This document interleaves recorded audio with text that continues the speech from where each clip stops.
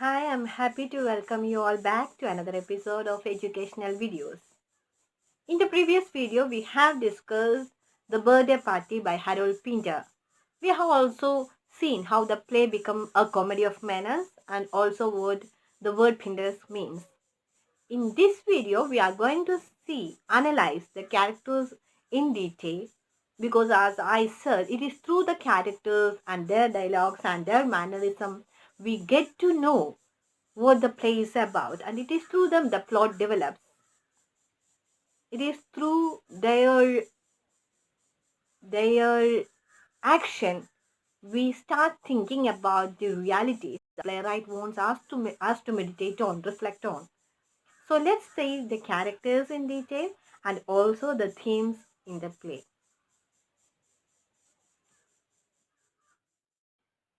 Let's begin with one of the major characters in the play, Stanley Webber. Uh, in the beginning itself, we get to know that he is a man of late 30s and he is the only one who stays in the boarding house of Meg and Petey. He is the one who never wants to leave the comforts of his room. In my personal opinion, when you analyze a character, it is better to find suitable adjectives for the character because a single adjective can explain a lot. So when we look the character Stanley in detail, we can say that he is unkempt because we cannot find an order in his life. He is frustrated. We are unaware of the reason for frustration, but he is frustrated. He's reclusive. Could be because of the other two reasons. And above all, he is lazy too. Never wants to do anything. That makes him lazy.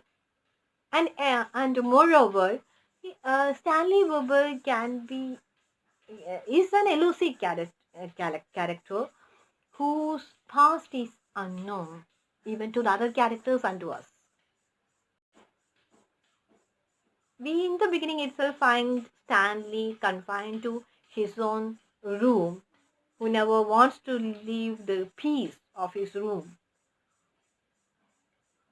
As if he is, that gives us a sense that he wants to hide something about his past. And this peace is distorted with the arrival of Goldberg and Mclean. This irrational fear and unexplained past actually lead the plot, lead and the function birthday party to a strangely horrific experience. When we go through the play, we get to know that it lacks a well structured plot, but that is to an extent compensated by Stanley and his transformation. The play can be said as a transformation of the character, and it is his transformation that ties the plot together. Moreover, there is another aspect, there is another angle we can look. In Freudian perspective, actually, Stanley is considered as the surrogate son of Meg. Meg considers Stanley as her surrogate son. The Oedipal threat Stanley faces, that is manifested in Stanley's character, endangers, keep that in mind, it endangers the peaceful relationship of Meg and Petey. We know that Petey never wants to wants to destroy the warmth of the relationship, and this is being threatened by Stanley's behavior. And in the end of the play, we see a Stanley who completely surrenders to Goldberg's commands. It is said that he is being taken to Monty for further treatment. There, we get a sense that he has some kind of mental instability. So keep this in mind. Stanley in the beginning is picturized as a person who finds comfort in his room. He is lazy and unkempt. Okay, fine with that. But later you see a Stanley who who has mental instability, who acts just opposite to what he has established till then. He tried to attack Meg and he tried to rape Lulu. And from there, you can see Goldberg taking him to Monty for some kind of mental treatment. So this transformation is what the play is. That's why we consider him as one of the major characters in the play.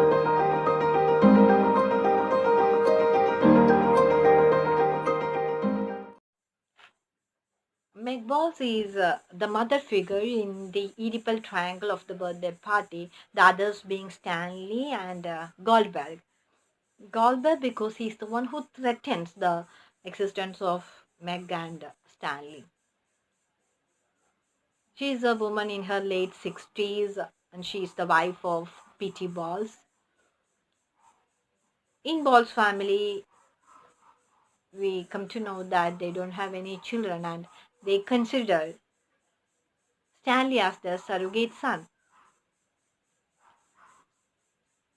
She is presented as a very kind, simplistic person, and that explains why she couldn't understand the malicious intentions of Goldberg and Mclean.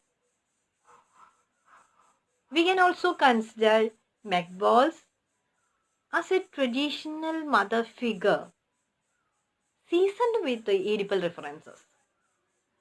The relationship between Stanley and Meg at different points in the plot reminds us of Oedipal complex.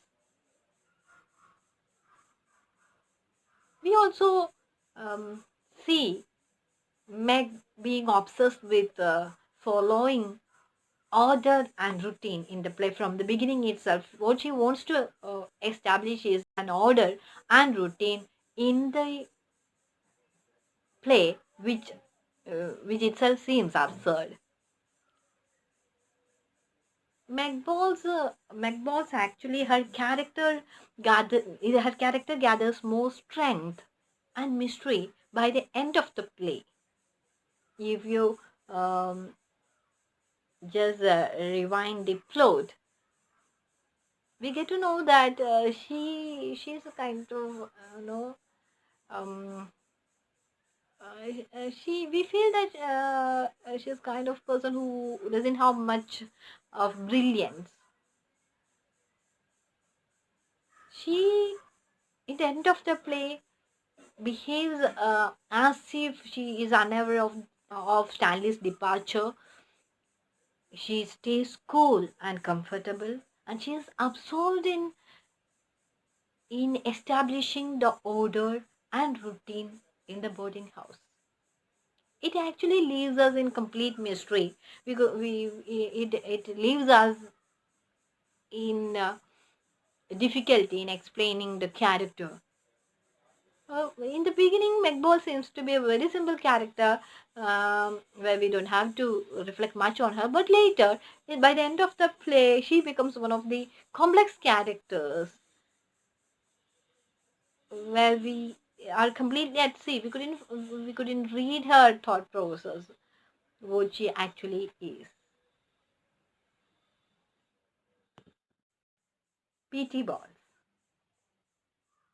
P.T. Balls is a man in his 60s. He is the husband of Meg Balls and he is the owner of the seaside boarding house. These are the three usual things we have to keep in mind. He is a man in his 60s, he is the husband of Meg Balls, and he is the owner of the seaside boarding house. And now comes the significant point. He is a deck chair attendant in a resort. And that is very significant because that makes the character having contact with the outside world. He is the only inmate of the house who goes regularly outside the house. And that gives him time to reflect on, meditates on the happenings and the characters in the house. This point becomes significant when we get to know that P.T. Balls is the only character, apart from Stanley, who has suspicions about Goldberg's and Mclean's intentions, malicious intentions actually. All the other characters are comfortable with them.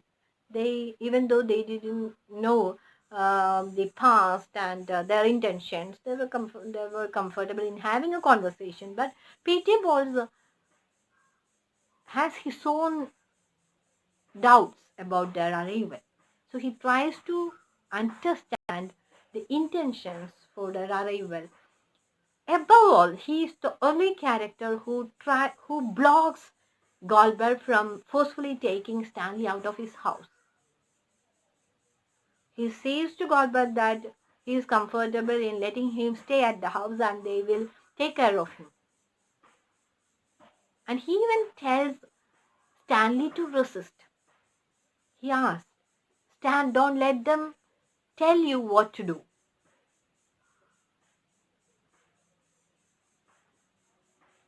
But then comes a strange twist. Goldberg actually obviously wins over PT and he threatens PT and takes Stanley out of the house. And the next day, when Meg begins with the same routine conversation, he too seems to be comfortable. He too seems to bring order and routine back to his house. He, as he did before, he tries to confirm and put up with Meg's eccentricities.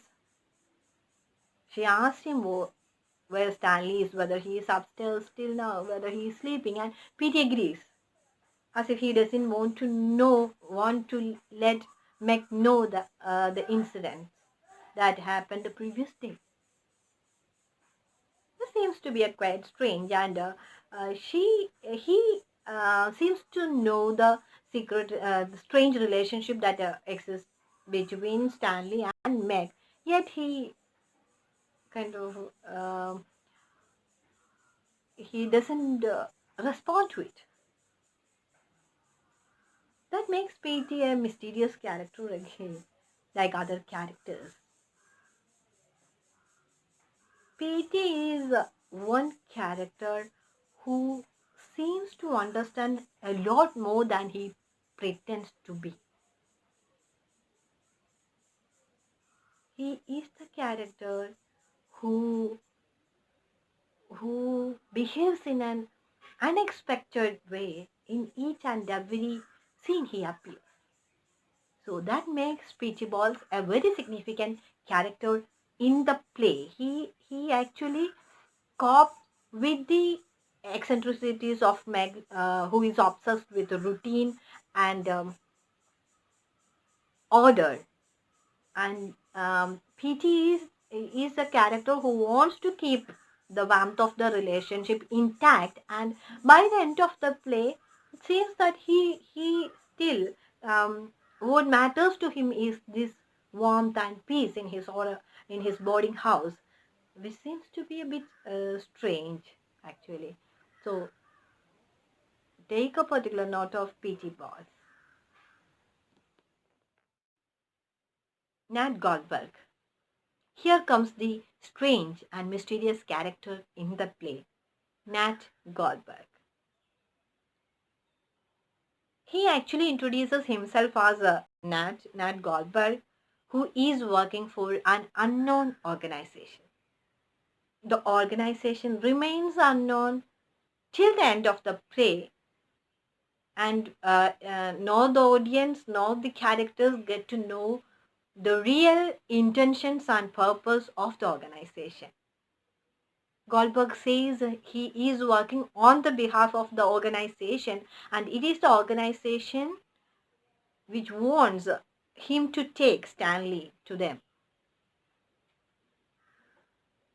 Another significant point about Nat Goldberg is that he swaps his name with Simi and Benny. He sometimes calls himself Simi, Simey, when he refers to his past, and also as Benny, Benny, Benny. And that gives us an intuition that he has some kind of identity confusion and identity crisis. In the play, we can see that he tries to present himself as a complete man who knows his purpose and tries to establish himself as a normal man. But every time he fails, when he tries to explain his past, when he tries to bring brings his past to the characters, it it becomes more and more complicated. So the character become mysterious and complicated with his conversation. His conversation actually makes him complicated. And Nat Goldberg is the person who brings in tension and menace to the boarding house. He is the one who intervenes and disturbs the Oedipal relationship between Meg and Stanley. So after his arrival, we see that he, in the beginning of the play, successfully establishes a happy relationship with them. He's successful in having um, humorous conversation with the other characters other than Stanley. He creates a rapport with them, but his libidinal aggressiveness surfaces in the end of the play when he violently tries to take Stanley out of the boarding house, and also when he deflowers Lulu without any intention of developing a normal, usual relationship with her. And she complains about that too. So, in short, Goldberg is an absurd and mysterious character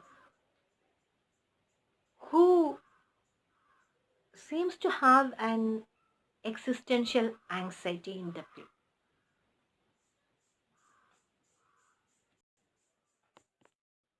McCann. McCann is identified as an Irishman in the play. Take a note of it, he is an Irishman. McCann is the associate to Goldberg. He comes to the boarding house along with Goldberg, and we see him just taking commands from Goldberg. But he can be seen as a significant character because he adds much to the menace in the play. He adds much to the menace in the play because he is completely unaware of the background story which compels him to take Stanley out of the boarding house. He doesn't know why he wants to take Stanley out of the house. Since Goldberg says so, he just follows the command. And to make the matters worse, he in the play there is a reference that he was once a priest, and Lulu has the perfect reaction to it. She, hearing that he was once a priest, she just rushes out of the boarding house. She just leaves the house. And even the audience is dumbstruck because the character that McCann establishes is just contrary to what we hear. His character doesn't go with being a priest. McCann is introduced as a character who's very aggressive and socially awkward. Contrary to Goldberg, he couldn't establish a rapport with the family members. He doesn't know how to behave in a family and with a group of people. So McCann stands out in a way that he he fails in establishing a character of his own. He fails to mingle with the family. He fails to pretend, and yet he cannot be called as an innocent character. That he never pretends, but still we are doubtful about his original character. Truth is being questioned what he was when we are told that he was a priest. So we have another confusing character, Mclean.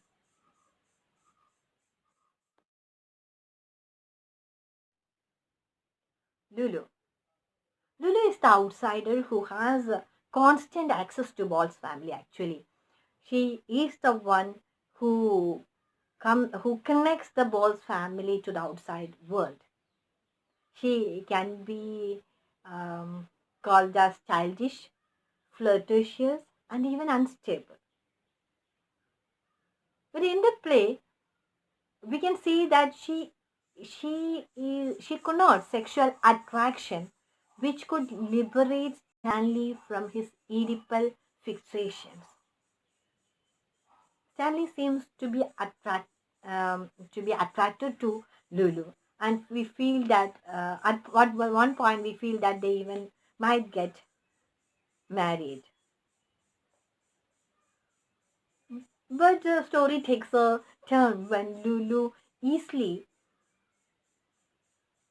turns her affection towards Goldberg. She starts flirting with him, and even the end of the play, we see her regretting for having sex with Goldberg, and she complains that Goldberg doesn't seem to develop a relationship with her. So Lulu is the character who is unstable and who is childish because she is not at all serious about the events in her life, and relationships are just um, um, passing entertainment for her. I mean, the character is built like that, the one who takes things lightly, and she is frightened to hear that Mclean was a priest. She couldn't bear it. So she is a character with all this emotional instability.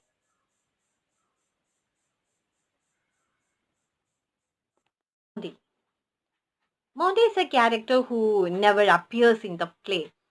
He makes the play more absurd, and also he to make the matters more to make the more matters worse, he he adds to the menace in the end of the play. Goldberg is a person who actually refers Monty in the final act. The play is in three acts, and Goldberg refers to Monty in Act 3, and he tells Petey that Stanley is being taken to Monty, who could treat him. So Petey is made believe that Monty is a doctor, but we are doubtful about the character because Mondi is vaguely presented just by a name, and saying that Stan is being taken to him. We don't know who Mondi actually is, and he is never referred before in the play. Mondi. Mondi is a character who never appears in the play. He makes the play more absurd, and also he to make the matters more to make the more matters worse, he he adds to the menace in the end of the play. Goldberg is a person who actually refers Monty in the final act. The play is in three acts, and Goldberg refers to Monty in Act 3, and he tells Petey that Stanley is being taken to Monty, who could treat him.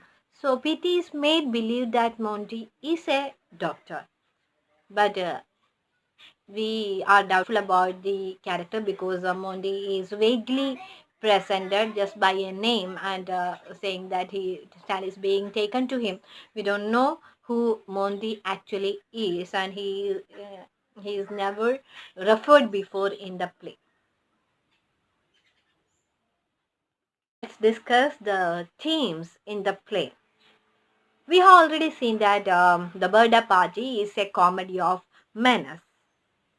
Comedy of Menace actually specifically deals with themes like violence, psychological aberrations, and latent evil, psychological deviation, and persistent evil, hidden evil, potential evils in a play.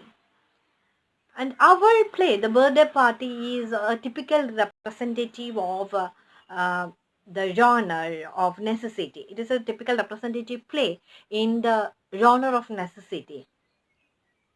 The play actually deals with three major themes. Take a note of it. The three major themes that the birthday party deal with are: one, aggression and libidinal violence; two, guilt and transgression; and three, inefficiency of human communication. The three different themes that the play deal with are: one, aggression and libidinal violence; two, guilt and transgression; and three, inefficiency of human communication. In the beginning of the play itself, we confront a kind of persisting evil, a hidden evil, but it doesn't surface until the arrival of Goldberg and Mclean. So we can say that in the play, the libidinal violence and psychological aberrations take form with the intervention of Mclean and Goldberg. Goldberg is the character who suppresses violence and creates attention throughout the play. Stanley, who seems to be comfortable and peaceful in the beginning, though he has his own fears, turns aggressive, turns violent after the arrival of Goldberg.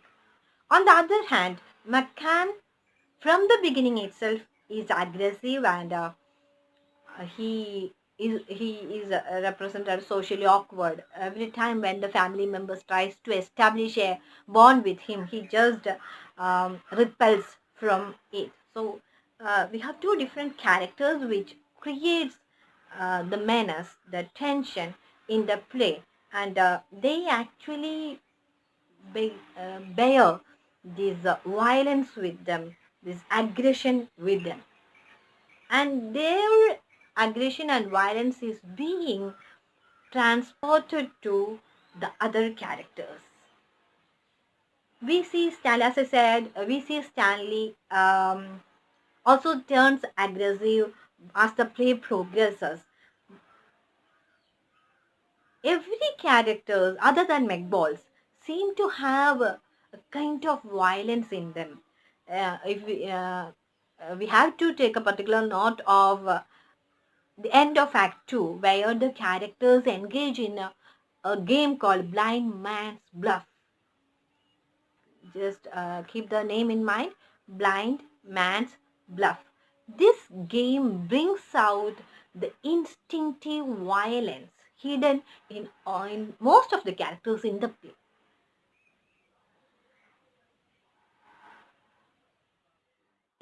The play deals with the themes of guilt and transgression.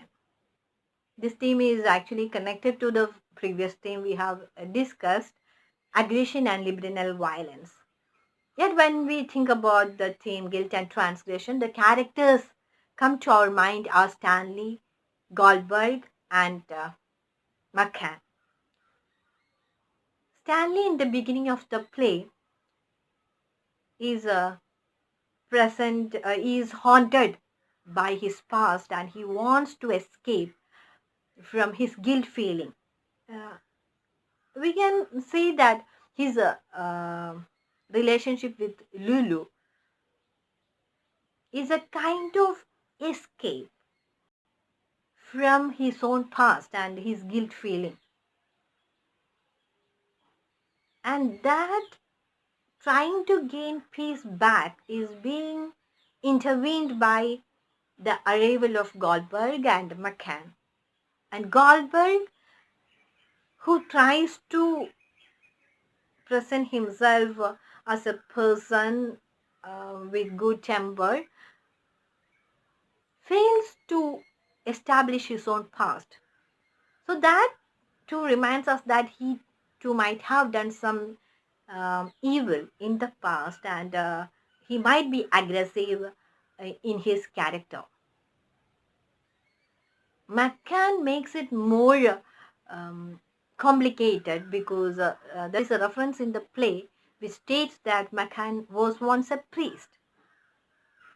We are completely at sea in explaining that because McCann, who is an aggressive character in the play, who is socially awkward, who couldn't actually create a rapport with the family members, cannot be imagined as a priest. So, why McCann left his profession as a priest is the question that pertains in the play. That reason could be something. Um, Reason could be something bad, something worse, even worse in the play. So all these things add to the theme guilt and transgression. As all these three characters want to escape from their past, the past which haunts them. They want to transgress. They want to move on to a new, happy life, peaceful life. Last but not the least, since the drama falls under the category of the theater of the absurd, it deals with the inefficacy of human communication and larger questions of existence. Inefficacy of human communication and larger questions of existence. When we think about this theme, the first thing that comes to our mind is the ambiguous past of the characters, mainly Stanley, Goldberg, and McCann. Each and every time when they try to um, reframe their past to the characters, it they make it more and more complicated. They fail to frame a proper presentation of their past. Language seems to be deficient for them. They couldn't find apt words and sentence structure to talk about their past. Language fails there. And also there are instances in the play which goes absurd with rhythmic poses. There are abrupt endings and there are long pauses, silences, which marks an absurd play. And moreover, the play actually questions um, the play problematizes truth. The truth in inverted commas is being problematized in the play. After sitting with the characters and the plot, we fail to understand who the characters are, what are their purpose, and what actually the plot is. Their Pinter, in a way, tells us that language is not sufficient enough for communication.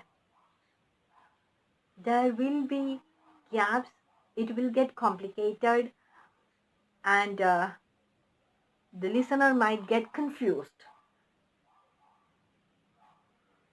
Another thing is that Meg Balls, who tries to re-establish the order and routine in the end, actually makes it more absurd. It seems in itself absurd. The whole play, the actions, the characters, the dialogues, everything seems to be absurd. And the menace permeates throughout the play. Even at the end, when the play ends, we don't know the future waiting for Stanley. It even further gives us a sense that there is more violence waiting for, maybe more violent violence, terrific violence waiting for Stanley. The whole characters and the plot and its development makes the play an absurd play, and that too comedy of menace. And I hope you have understood the play and the characters in detail, and consider the themes. Try to work on the themes more and more, so that you will get more points. And if you can figure out more themes to it, well and good. Keep one thing in mind when you talk about the themes. Don't refer language as a theme, because language doesn't come as a theme. Um, it actually can complement, the language used can complement theme in one way or other. So happy learning, all the best, go on. See you later in the next video.